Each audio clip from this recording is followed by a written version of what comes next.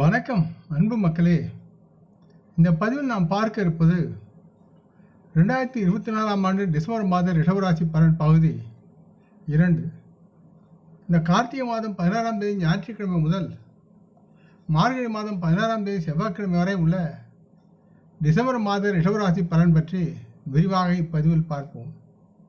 இந்த டிசம்பர் மாதம் 16ஆம் தேதி திங்கட்கிழமை அன்று தமிழ் மாதமான மார்கழி மாதம் பிறக்கிறது.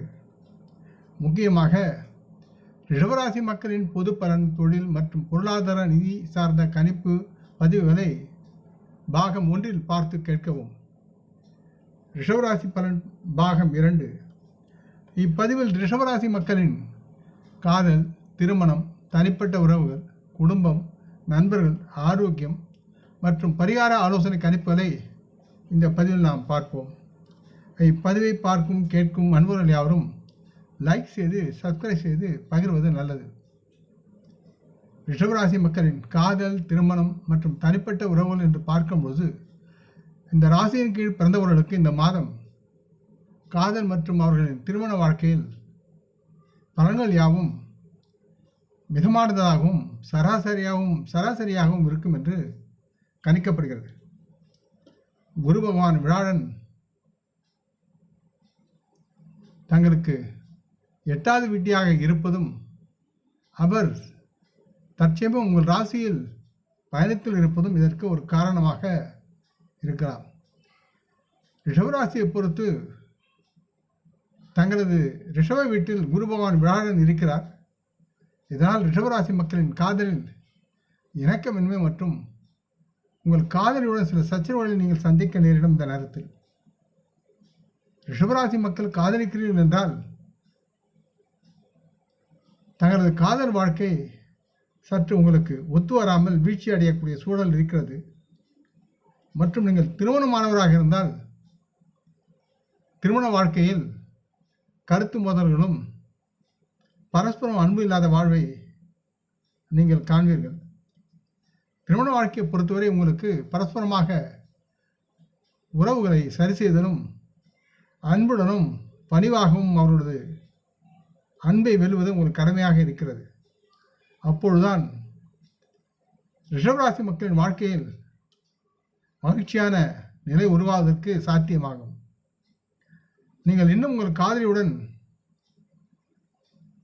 நிச்சயதார்த்தம் செய்யவில்லை என்றால் அது மிக மிக நல்லது.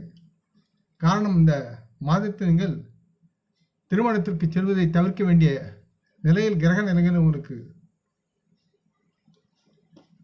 வசதியாக இல்லை. ரிஷபராசி மக்களின் குடும்பம் மற்றும் நண்பர்கள் என்ற பார்வையில் பார்க்கும்போது இந்த மாதம் பொது நன்மை தரும் கிரகமான குரு பகவான் வியாழன் ரிஷபராசியை பொறுத்து ரிஷபராசியில் முதல் வீட்டில் அமர்ந்திருப்பதால் இந்த மாதம் தங்களுக்கு யாவும் மிதமான பலன் தருவதாக இருக்கும் என்று கணிக்கப்படுகிறது. ரிஷபராசியின் முதல் வீட்டில் குரு பகவான் வியாழன் மற்றும் அவர் உங்கள் ராசிக்கு 8ஆம் வீட்டு அதிபதியாகவும் வியாழன் இருப்பதால் உங்கள் குடும்ப வாழ்க்கையில் குழப்பங்கள் மற்றும் குடும்பத்தில் பிரச்சனைகள் ஏற்படுவதற்கான சூழலை அவர் உருவாக்குவார். உங்கள் பங்கில் குடும்ப உறுப்பினரிடையே தங்களின் உறவுகளில் விரிசல்கள் உருவாவதற்குண்டான சூழலும் இருக்கிறது. இருப்பினும் குரு பகவான் வியாழன் தங்களது ஜாதகத்தின்படி 5வது வீட்டில் தனது செல்வாக்கை செலுத்துவதால் நீங்கள் ஒரே நேரத்தில் தங்களது குடும்பத்தில் கடுமையான பிரச்சனைகளை எதிர்கொள்ள மாட்டீர்கள். சற்று இடைவெளியும் அதற்குண்டான நுட்ப அறிவையும் பயன்படுத்தி வெற்றி பெறுவீர்கள். ரிஷபராசியை பொறுத்து 10ஆம் வீட்டில் சனியின் இருப்பு அதனால் வரக்கூடிய லாபம், பணம் யாவும் உங்கள் குடும்பத்தில் அதிக ஈடுபாட்டை ஏற்படுத்தும். ரிஷபராசி மக்களின் ஆரோக்கியம் சார்ந்து பார்க்கும்போது ரிஷபராசியில் பிறந்தவர்களுக்கு தங்களின் 8ஆம் வீட்டு அதிபதியான குரு பகவான் முதல் வீட்டில் இருப்பதாலும் டிசம்பர் 15, 2024க்கு பிறகு சூரியன் மாற்றம் இருப்பதாலும் இந்த மாதம் தங்களது நிதிநிலையை பொறுத்தவரை மிதமானதாக இருக்கும் என்று தெரிகிறது. அதனால் இந்த கிரகங்கள் உங்களது 8வது வீட்டை ஆக்கிரமித்துள்ளதால் செலவுகள் அதிகமாகி உங்களை சிக்கலில் மாட்டும். அதனால் நீங்கள் கவலைப்படுவீர்கள். அலைச்சல் மிகுதியாகும். இந்த அலைச்சல் காரணமாக நீங்கள் முதுவலி மற்றும் தொடைகளில் வலியை எதிர்கொண்டு துன்பப்படுவீர்கள். ஆகவே சற்று கவனமாக செயல்படுங்கள். மற்றும் வெயிலில் அலைய வேண்டாம். வெயிலில் நீங்கள் வெளியே செல்லும் போது சில தேவையற்ற ஒவ்வாமை நோய்களுக்கு நீங்கள் ஆளாகலாம். ரிஷபராசி மக்களுக்கு ஆலோசனை என்பது, இந்த மாதம் முழுவதும் சனி பகவான் ரிஷபராசி மக்களின் 10ஆம் வீட்டிலும், முதல் வீட்டில் குரு பகவான் வியாழனும், ராகு பகவான் 11வது வீட்டிலும், கேது பகவான் 5ஆம் வீட்டிலும் மேஷராசியை பொறுத்து, அதாவது மேஷராசிக்கு 2ஆம் வீட்டில் குரு இருப்பதால், அந்த குருவின் வாசத்தில் இருக்கிறார் என்பதால் முதல் மற்றும் 6ஆம் வீடுகளின் அதிபதியான சுக்கிரன் முறையே 9 மற்றும் 10ஆம் வீடுகளில் அமர்ந்து உங்களை கண்காணிக்கிறார். இதன் காரணமாக இந்த மாதத்தில் நீங்கள் அதிக தொலைதூர பயணங்களை தொழில்முறையில் மேற்கொண்டு நல்ல ஒரு பலனை உங்களால் அறுவடை செய்ய முடியும். மேலும் ரிஷபராசி மக்கள் தங்களின் ஆன்மீக விஷயங்களில் அதிக ஆர்வத்தை வளர்த்துக் கொள்வதுடன் அதன் தொடர்பான பயணங்களில் இந்த மாதத்தில் உங்களுக்கு சாத்தியமாகும். அதில் திருப்தியான ஒரு வாழ்க்கையை நீங்கள் வாழ்வீர்கள். செவ்வாய் பகவான் உங்கள் ராசிக்கு 12 மற்றும் 7ஆம் வீட்டுக்கு அதிபதியானவர் ஆற்றல் மிக்க கிரகமாக இருக்கிறார்.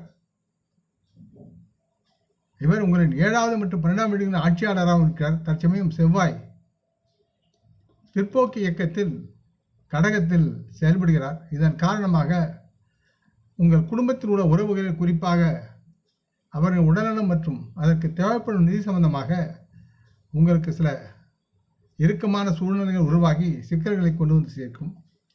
ரிஷபராசி மக்களின் 7வது மற்றும் 12ஆம் வீட்டின் அதிபதியான செவ்வாய் டிசம்பர் 7, 2024 முதல் பிப்ரவரி 24, 2025 வரை பிற்போக்கு இயக்கத்தில் கடகத்தில் அவர் செயல்படுவார். இதன் காரணமாக நீங்கள் உங்கள் குடும்பத்தின் தனிப்பட்ட உறவுகளும் சிக்கலை சந்திக்க நேரிடும். ஆகையால் சற்று கவனமாகவும் எச்சரிக்கையாகவும் இருங்கள். மேற்கூறிய காலகட்டத்தில் ரிஷபராசி மக்கள் புதிய முதலீடுகள் போன்ற முக்கிய முடிவுகளில் நீங்கள் ஈடுபடுவது உங்களுக்கு நல்லதல்ல. இந்த காலகட்டத்தில் செவ்வாயின் பிற்போக்கான இயக்கம் காரணமாக உங்களுக்குள் இருக்கும் ஆற்றல் மற்றும் உற்சாகமின்மை மற்றும் உறவில் விகார சூழ்நிலைகள் ஏற்பட்டு உங்களை அலைக்கழிக்கும். இவை யாவும் ரிஷபராசி மக்களின் குடும்பத்தில் மற்றும் உங்கள் வாழ்க்கை துணையுடன் உருவாவதற்கும் சாத்தியங்கள் அதிகமாக இருக்கிறது. ஆக குடும்பத்தில் சற்று அன்பை பிரயோகித்து உறவு மற்றும் உங்கள் துணையினுடைய இதயத்தை வெல்வது உங்களுக்கு கடமையாக இருக்க வேண்டும். அதற்கு நீங்கள் தயாராக இருக்க வேண்டும் என்று கேட்டுக்கொள்கிறேன்.